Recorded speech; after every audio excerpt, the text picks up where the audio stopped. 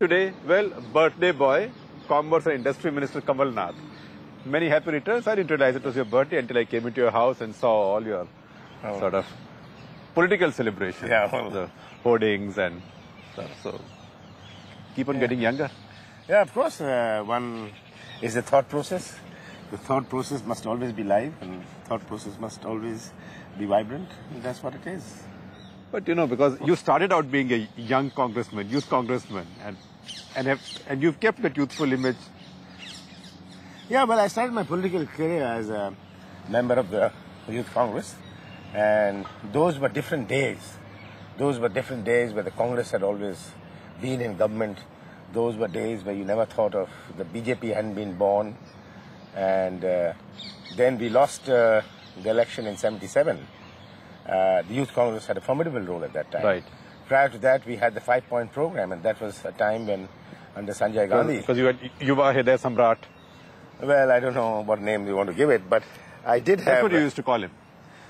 Yes, I mean, Sanjay was known by many names. It depends who called him what. Yeah. So, we had the 5-point program, which eventually became not only a national program, but a global program, like tree plantation, each one plant one, each one teach one. But you did many funny things as well. Well, as a member of the Youth Congress and at that age, of course you demonstrate in a different way. You have some kind of brashness. You have different ways of doing things. You were called Sanjay's Youth Brigade. Well, yes, that was one of the names we were given, but it's because of that we came into Parliament. It's because of... Storming the court sometimes. Yeah, well, we did. We demonstrated in the courts. We got into trouble for that. We did demonstrations all over the country. There was Youth Congress was going to jails all over, and those days between '77 and '80 were quite fulfilling, I must say. That was a phase. It was a very interesting phase, and when I reflect upon it, I ask myself, could I have really done that? But then again... There was also a minor matter of a hijacking, of half a hijacking. Well, a plane did get hijacked when Mrs. Gandhi was arrested. I think that was the first time a hijacking took place in India. Right. And with a cricket ball and an orange? What was it was a cricket ball in a towel. It was really nothing. It was more to rouse attention. So that was it, and things moved on. After that, we came into Parliament, came the elections in December of '79 or January of '80. And that's when I came into Parliament to Lok Sabha in the 7th Lok Sabha. So when I look back and think that this is so many years down the road, of course it's... And we've been in Lok Sabha since then. Yeah, well, it's been a long ride. One small gap. But it's been a long ride. I've been now in Lok Sabha 28 years. And it's been fulfilling, but I've seen the transition. I've seen the transition into the fragmentation of polity. I've seen when we were borrowing from the IMF, you know, when people talk about the IMF, I remember one of my speeches in Lok Sabha, commenting on the IMF in my speech in 1980, I think it was April of 1980, speaking in the debate on the budget. I try and think of how different things were, the different India we were in, but that's, again, I think it's the process of acquiring wisdom.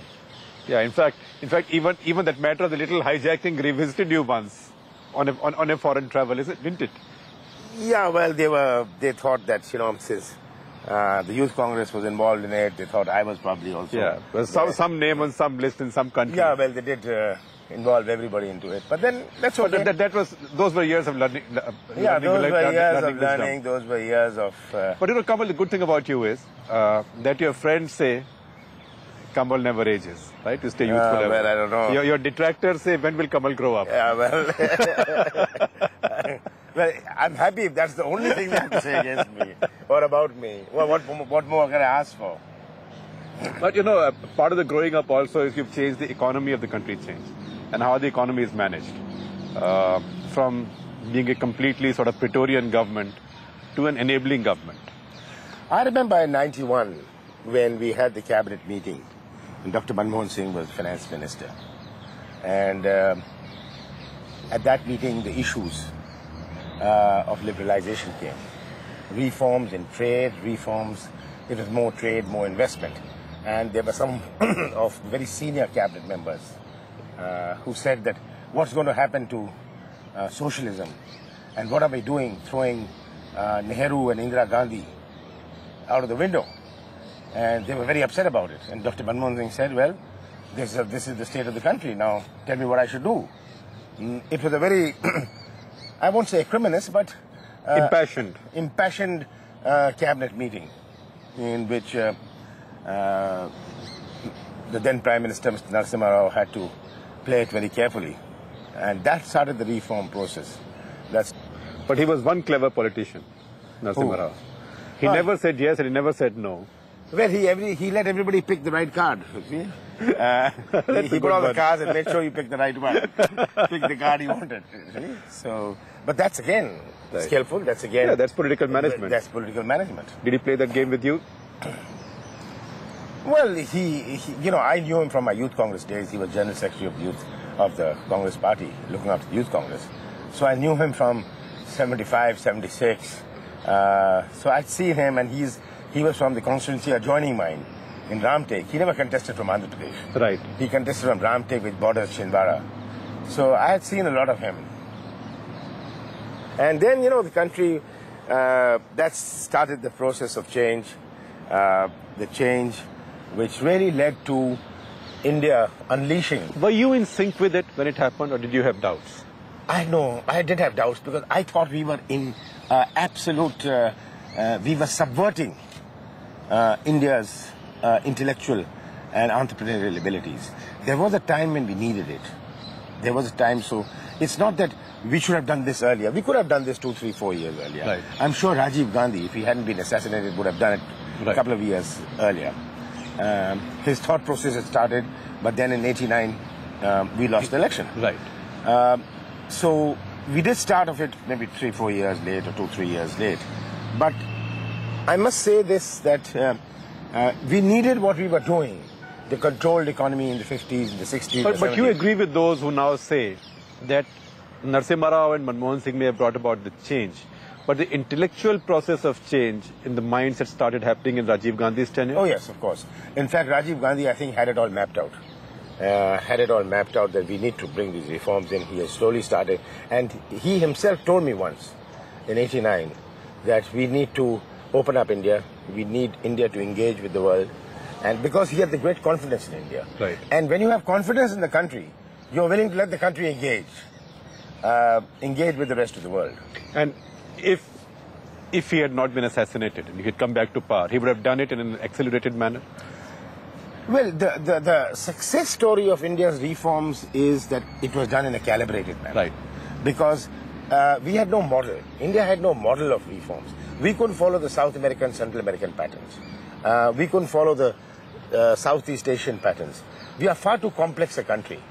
And this calibrated method of reforms. I'm asking you this because, you started as a young politician. You're still a young politician given by the standards of our politics. Not just young in your mind and heart, but young even in age. But also because you also know old-fashioned politics. So in many ways, you were the link between generations. Were there things people said to you, what is Manmohan Singh doing? What is Narasimha Rao doing? The country is sold... On a daily basis. Being sold... On a daily basis. In fact, there was a proposal to allow the private sector into coal mining.